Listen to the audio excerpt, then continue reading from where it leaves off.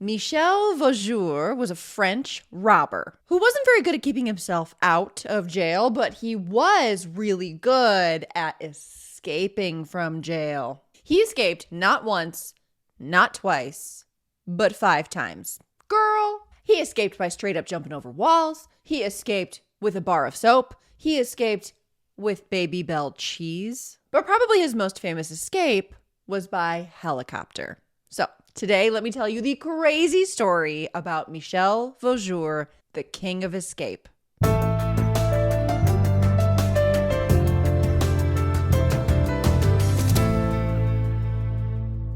If you're new here, my name is Elise, and today you're going to see Elise clean and talk about true crime. So welcome back to another episode of Cleaning and Crime. I love to listen to true crime while I clean and do my chores. So since those are my two loves, I've merged the two. And in this series, I post a motivating whole house cleaning video while at the same time, I'm in a little bubble and I'm telling you about a true crime case that's interesting to me. So, cleaning and crime. Now, for some, the cleaning footage is too distracting or it's just not their cup of tea. So if that's you, I also offer the crime-only bonus video version of this story separately on YouTube. So I'll put a link for just the true crime video in the description box below my face, or I'll put a link above my head. And as always, I offer the Cleaning and Crime podcast, so you can get the audio-only version of today's story. And you can find that wherever you find your favorite podcasts.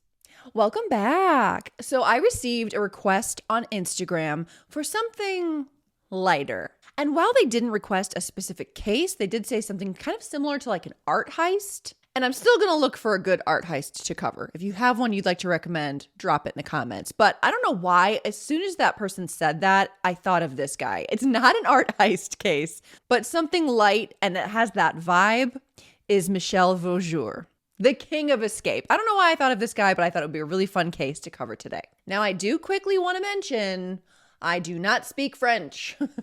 I am an uneducated American. I only speak English. And so I'm going to do my best with pronunciations. But I just wanted to mention that and apologize in advance just in case.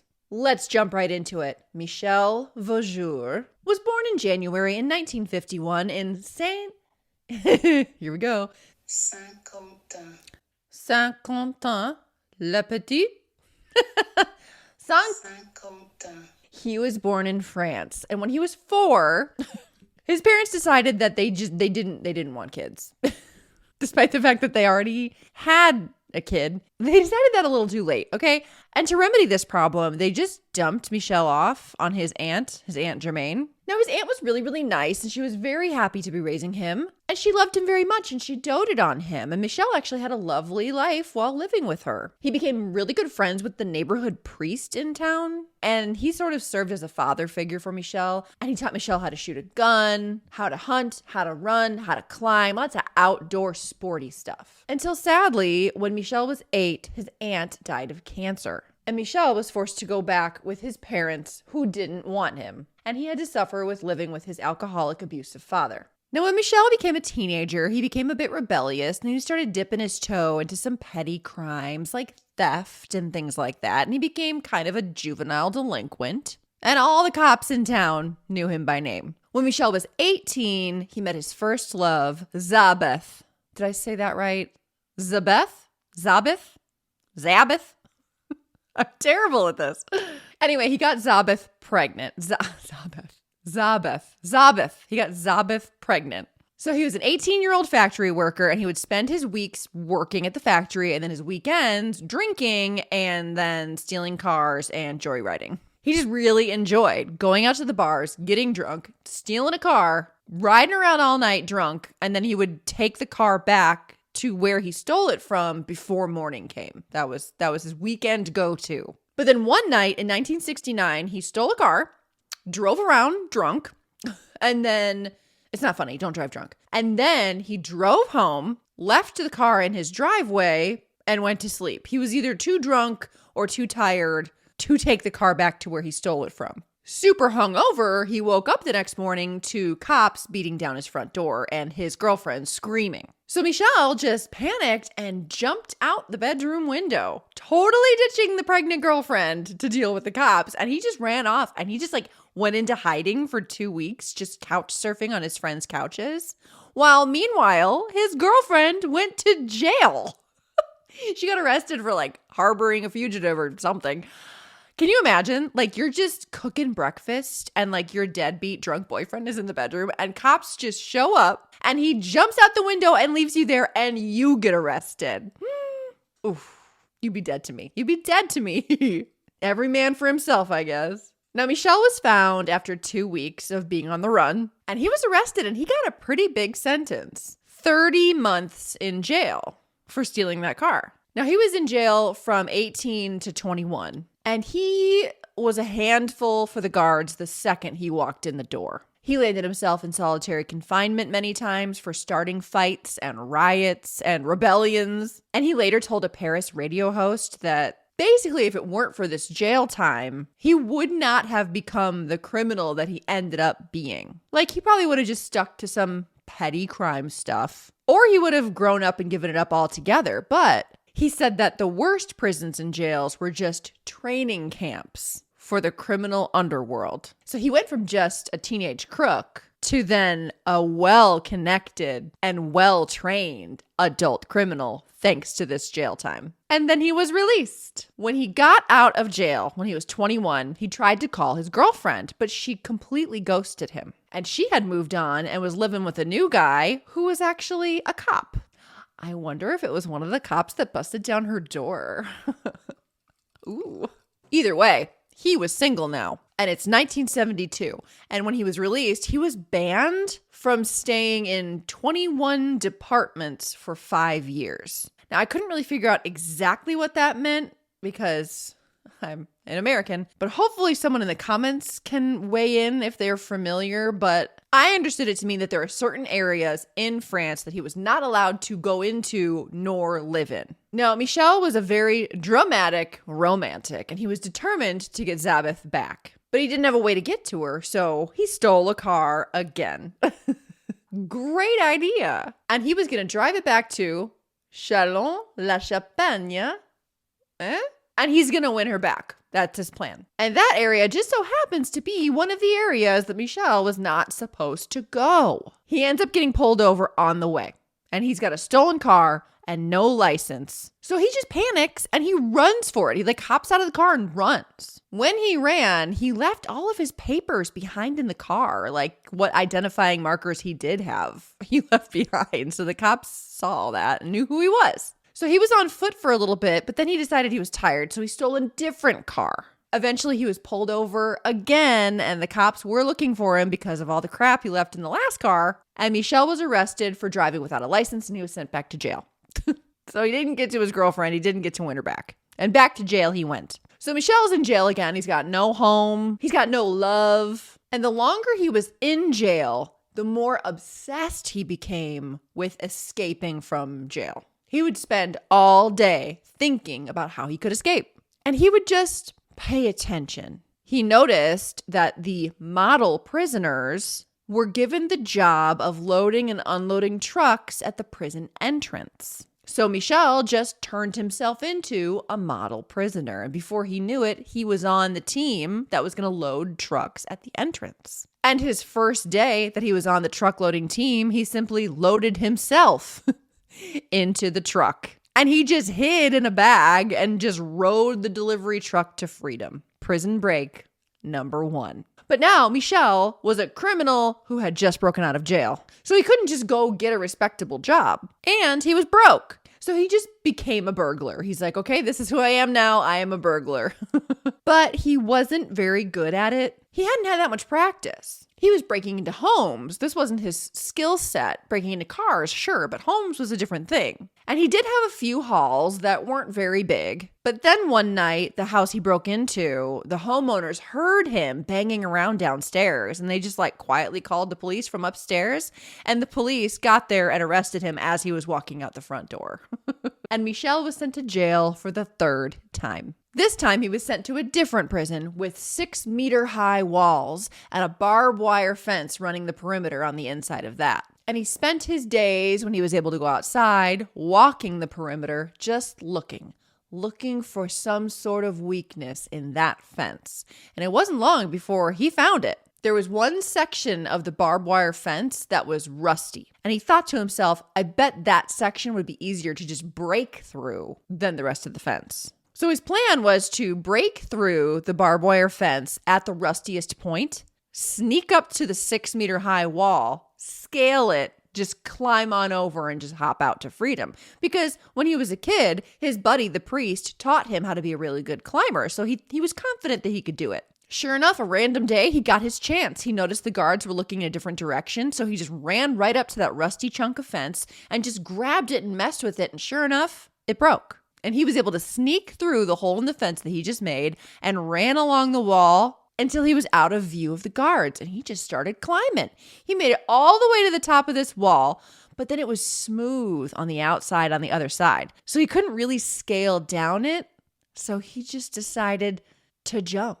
So he took a deep breath. He jumped off that 6-meter wall, braced for landing, and broke both of his fucking ankles. I mean, ow, that sucks. But like, what'd you think was going to happen? It was 6 meters high. He broke both ankles and a tibia. Woo, woo, woo, woo. Do we count this? Does this count as a prison break? I mean, technically he did get outside of the walls. So, but no, we're not counting it. His blood-curdling screams upon shattering his bones alerted the guards, and he was just scooped up. And instead of gaining freedom, he gained a few weeks in the hospital. So we'll call this like prison break 1.5. 1A. So he got a hospital stay to heal his shattered bones, and he was returned to prison. But Michel would still not let go of his dreams of escape. Once he was back in prison, Michel made a new friend. It was just a fellow inmate, and he decided to get this guy on board to join in his escape plans. And Michel told his new friend his plan for escape, which was literally the exact same plan that he just did. But this time they were going to use bed sheets and make the traditional bed sheet rope for breaking out of prison. And this buddy thought it was a great idea. So they spent a bunch of time making bed sheet ropes. And then one day they stuffed the rope in their pants. They went for a little jog, looked for that same rusty bit of fence. And there it was. And they busted through, scaled the wall. But this time they threw the rope down the wall and used that to climb to safety with no shattered bones. Prison break number 2. But big shock, this plays out just the same as last time. Like, yay, I'm free. But now what? Uh-oh, I'm broke, can't get a job, better rob something. Oops, got caught, back to jail. Michel and his jailbreak buddy stayed together and they teamed up, trauma bonded, and they started robbing places together. But of course, they got caught. And Michel was brought right back to the same prison where he was before. But this time he had a new 4-year sentence. And this time he was placed under more security. His new cell had a double row of bars and the windows had barbed wire on the outside. So he had to get creative with how he was going to escape this time. He couldn't just hop over a wall. So he got a new idea. This idea is wild. In his new area of this prison, he made some new friends, of course, because Michel was great at making friends. And he got really close with his cellmates, and these guys were Luigi and Gilles. Now, Gilles was from a well-known crime family, and Michel and Gilles got super tight. And Michel was comfortable enough with his cellmates to be like, look, I want to break out. It's my only goal in life. I got the fever. And the new friends were like, cool, we'll help. So this is what they do. They're sitting at lunch, and Michel starts a fight with another inmate. Starts out as an argument, starts to get physical. He's doing this on purpose. He's creating a diversion, okay? He's purposefully making a scene. As soon as he starts getting physical with this dude, the guard comes running, and he immediately starts to restrain Michel. And just according to the plan, Michel starts getting frisky with the guard that runs over. And they get in a little scuffle, a little kerfuffle. And this is insane. Michel had been collecting the wax from his Baby Bell cheeses.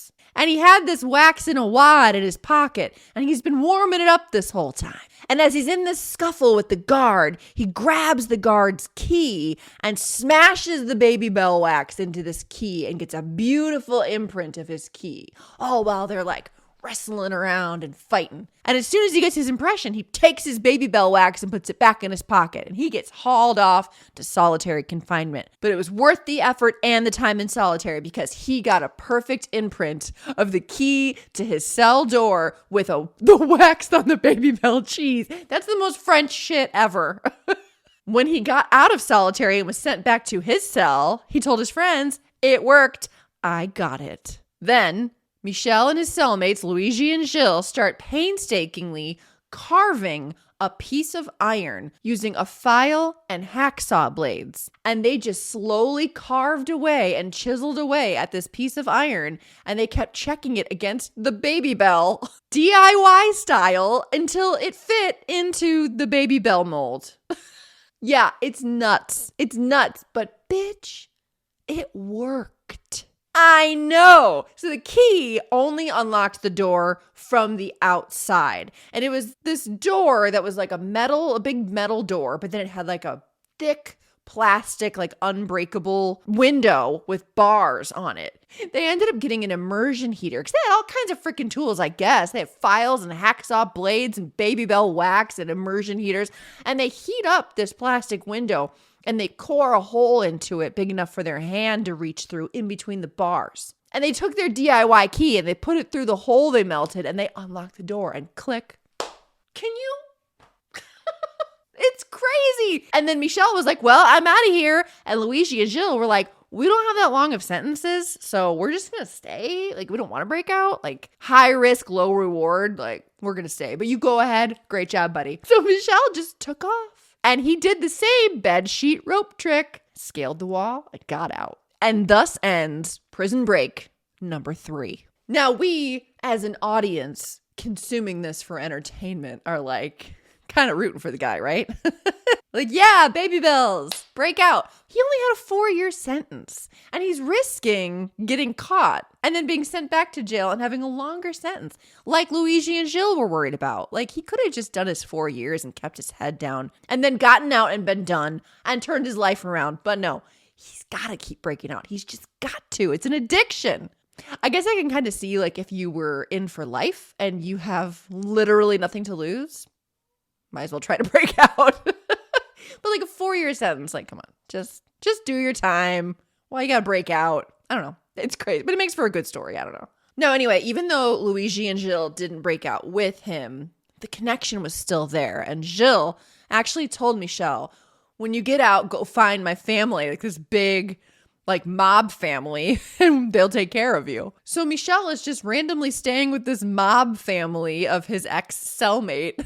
And wouldn't you know it, he falls in love. He falls in love with his ex-cellmate Gilles' sister. And her name is Nadine Bourgeon. And Nadine wasn't this sweet little innocent thing. She had a rap sheet of her own, including fraud, attempted robbery, and receiving stolen goods. So she's in on the action, okay? Now, Nadine and Michel had a sexy whirlwind romance, all while Michel was hiding from the law. But that shit was short-lived when Michel was arrested again when an armed robbery went south and he was caught and arrested. But it wasn't even really an armed robbery because all of the weapons used in this robbery were toys painted black. But given his history, when he was caught, the officials were like, oh, you've broken out of jail 3 times? Well, you're going back to jail. And we should probably put you in a more secure place because you sneaky. So this time he went to a slightly higher security prison. And this time, because of his history of escape, he was going to go to jail for 23 years. Oof. I read another source that said 18 years, but all the sources are in French and they're all over dramatized, and lots of writers have taken creative liberties with this story.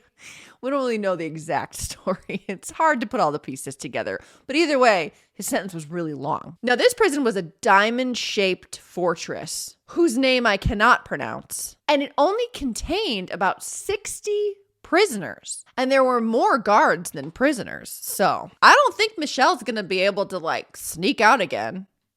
Or will he? Well, for a while it seemed like Michel was going to give up his life of crime and he was going to be a model prisoner. He was in solitary a lot and he devoted himself to spiritual enlightenment, meditation, and yoga. And he spent 3 years behind bars mastering his yoga and meditation practices. And he obviously got visits from his love, Nadine. And Nadine became his wife when she married Michel behind bars. You just can't stop true love. And Nadine, I mean, you would think she'd be like, oh, 23 years? He's going to be behind bars for 23 years?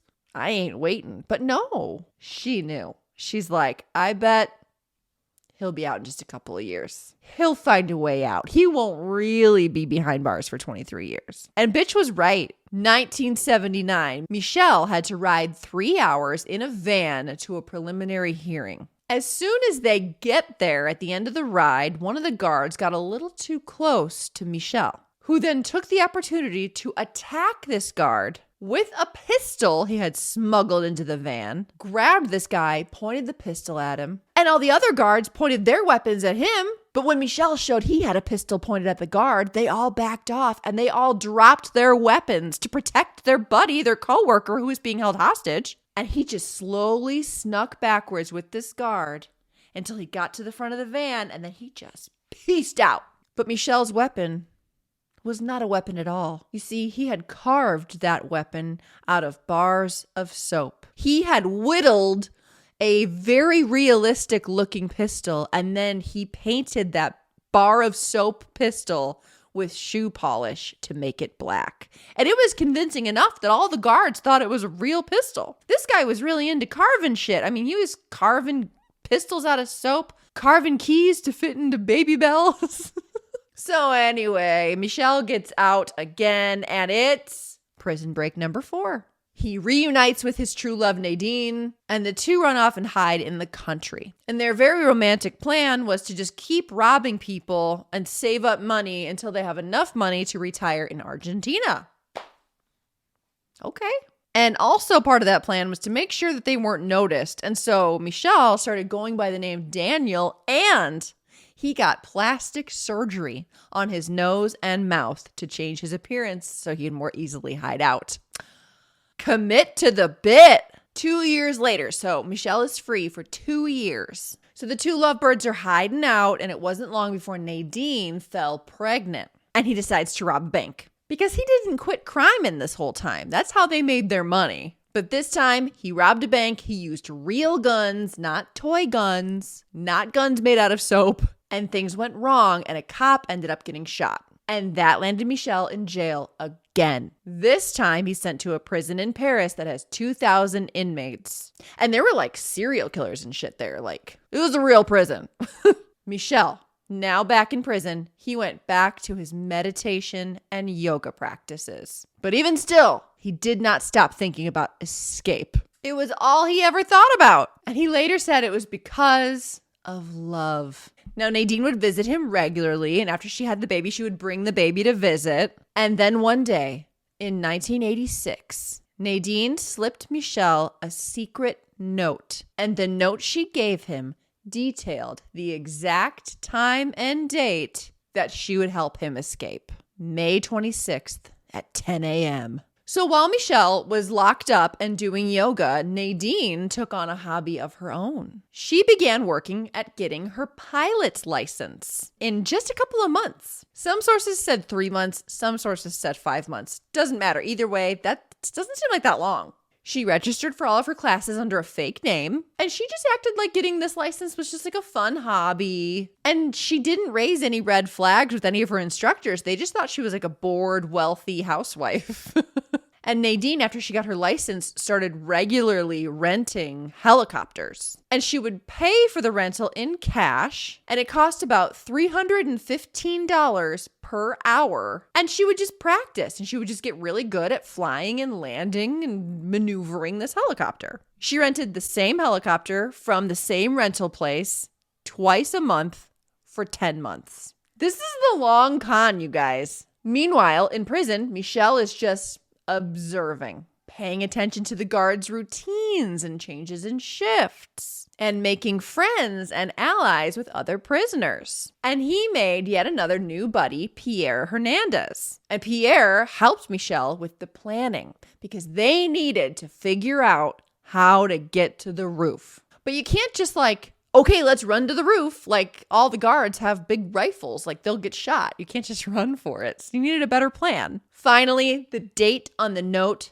came. It was May 26th, and Michel and Pierre were ready. It was almost 10 a.m., and several guards were alerted to a disturbance. When they go running to the problem, they find Michel and Pierre waving around grenades, and they were threatening to blow up the prison. Now, they managed to use these grenades and these threats to not get shot. And they managed to like back themselves up to the roof access. They're like, don't shoot or we'll drop them. We'll blow up the prison. So the guards are like kind of carefully following them, but they're like, don't get too close. Michel and Pierre get to the roof, and Michel pulls out a gun. It was fake though. It was fake. It was a fake gun. And the guards are panicking because they're like, we can't shoot them. They'll drop their grenades and they'll blow the prison. So they're like radioing, like, do we kill these guys? Or like, they might blow up. Like, what do we do? And they're like, you better wait. You know, it was just chaos. And as they're struggling to figure out what to do, they hear helicopter blades whirring in the distance. And they were getting closer.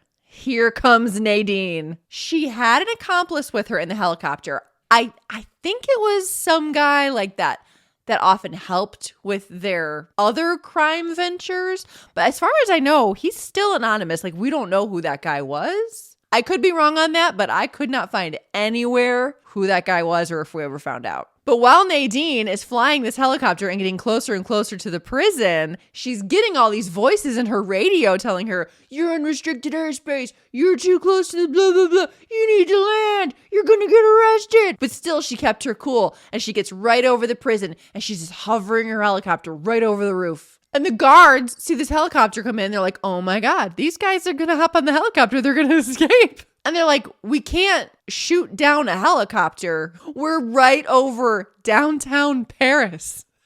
Now, Nadine and her accomplice buddy throw down a rope. Michel quickly grabs the rope, pulls himself up, hoists himself onto the helicopter. Pierre is running for the helicopter. The guards are closing in. Nadine sees this, and she ditches his ass. They leave Pierre on the roof. Pierre! What a dick move. But to be fair, she didn't know that guy. He's just some guy that Michel picked up in the prison. She's like, I don't know him. He's not my people. Like, every man for himself, I guess. So Nadine pulls away with the helicopter. Michel's hanging onto the helicopter. Pierre falls defeated to the ground. The guards take him. And an amateur photographer got pictures of the whole thing. Oh my God, it's crazy.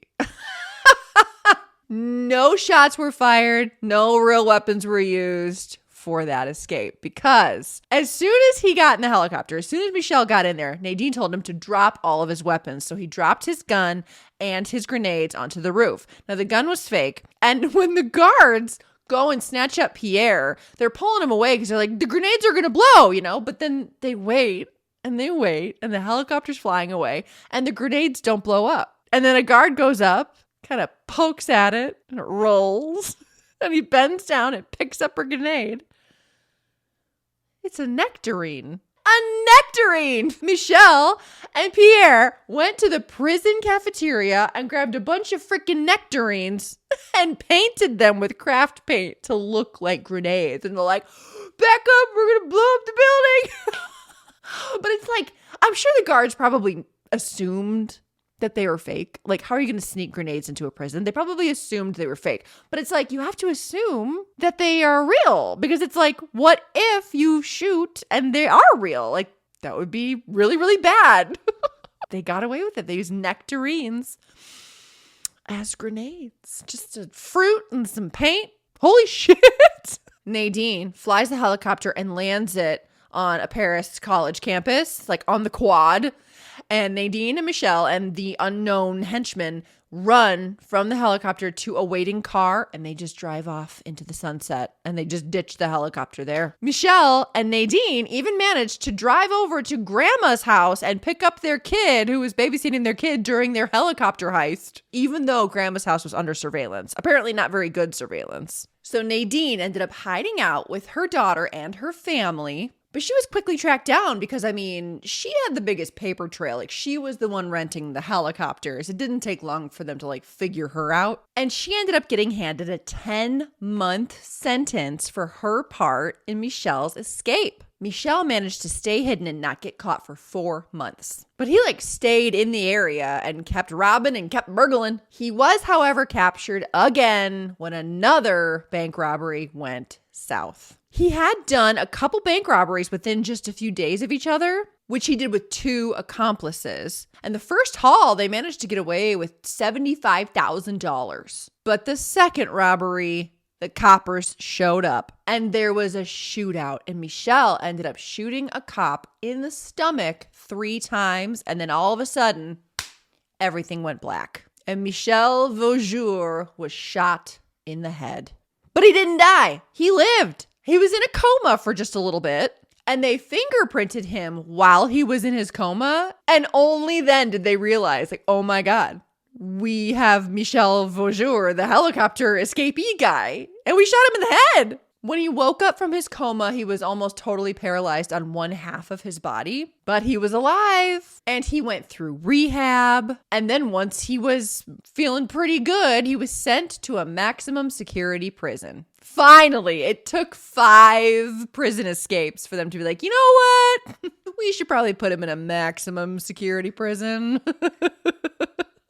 But our story doesn't end here. Oh no, it's not done. Back in prison once again, Michel threw himself into his yoga and meditation. And he actually credits this for being able to regain most of his mobility on his paralyzed side. And soon he was able to walk unassisted, which is pretty incredible. I mean, he was sent back to prison with a bullet still lodged in his temple. Meanwhile, while Michel is going through all of his yoga rehabilitation, Nadine's out here raising 2 kids because she was pregnant when they locked her up for those 10 months. And when she got out, she had a second kid. So Nadine visits Michel in prison. And he was like, so when are we breaking out again? She was like, listen, I love you, but I can't keep doing this shit. Like, she had to go to jail for 10 months. She's got 2 kids to worry about. I think it was at this moment where Nadine was like, I'm done with the criminal lifestyle. I'm going to try and take care of my daughters now. And I can't break you out of prison. It's crazy. So just like that, Nadine's life of crime was over and she left Michel. And Michel never saw his kids again. Nadine ended up writing a book about her experience, The Girl in the Air, and she did the television circuit promoting her book. And a young 21-year-old law student named Jamilla sees Nadine on TV in 1989, and she's so intrigued by this story, so she starts looking more into it. And eventually she decides to write a letter to Michel in jail. And before she knew it, her and Michel Vaujour were pen pals. And you guessed it, they fell in love. What's with these women writing to criminals and falling in love with them? That's bonkers to me. Also, he is 18 years older than Jamilla. I'm just saying. Anyway, randomly, Michel stops sending letters to Jamilla and she panics. She's not ready to give him up yet. So Jamilla manages to volunteer to teach Spanish lessons at the prison that Michel is in. And this is in 1991. So she gets into the prison and she manages to sneak off and find Michel. And this girl tells Michel that she's going to take a page from Nadine's book, literally, and she's going to break him out of jail. How does this guy do this? How does he get these women to just volunteer to help him break out of jail? It's crazy. Like, when I say she's taking a page out of Nadine's book, I mean she's going to copy and paste the helicopter escape. She's going to try it again. Her first attempt, she aborted the mission before she even got in the helicopter. Her second attempt, she went flying in a helicopter with a gun to a pilot's head toward the prison. So she hijacked a helicopter. I don't know what her freaking plan was. Like, did she even read Nadine's book or what? She's like, I skimmed it. Anyway, the prison was alerted to the approaching chopper before they even got close. Somehow, the pilot of the helicopter got control of the situation, managed to land somewhere safely, and Jamilla was arrested and sentenced to 7 years in prison. And her dreams of becoming a judge one day were snuffed out. She served 5 years of her sentence, and then in 1998, she was released. And after Jamilla was released, Michel, while still in prison, actually converted to Islam so that her parents would agree to let her marry him. So I guess even her attempt to break him out just got him all hot and bothered. He's like, yeah, I'll marry you. Sounds great. Jamila's family agreed and they got married, despite the fact that he still had like 20 years of his sentence left to serve. But surprise plot twist. 4 years after they were married, Michel was granted a surprise release in 2000 because of a new law that granted him a parole hearing. And he managed to convince the parole board that he was a changed man, and he credited his new wife and his new religious practices for changing his life and changing him for the better. And they let him out officially in 2003. Today, Michel is still alive in his 70s, living in Paris, a free man with his wife, Jamilla, and they frequently walk the streets of Paris together with their dog. And she still managed to become a lawyer after she got out of jail. And he wrote books and movies. There's tons out there on this guy. He's very poetic and uses flowery language to tell his story, and who knows how much is exaggerated. But clearly he thinks he is great. And honestly, it's a pretty good story. And that is the end of today's true crime story about Michel Vaujour, the king of escape. Oh my God. It's crazy. If you liked this episode, please give me a like, hit that thumbs up for me. It's super helpful for my channel. And if you like this kind of content, feel free to subscribe. And please leave me a comment. Let me know what you thought. And let me know if you have a case you'd like to request that I cover on Cleaning and Crime. Thank you so much for watching today's video. I hope you guys are having a great day. And I'll see you in a couple of weeks for a new episode. See you then. Bye-bye.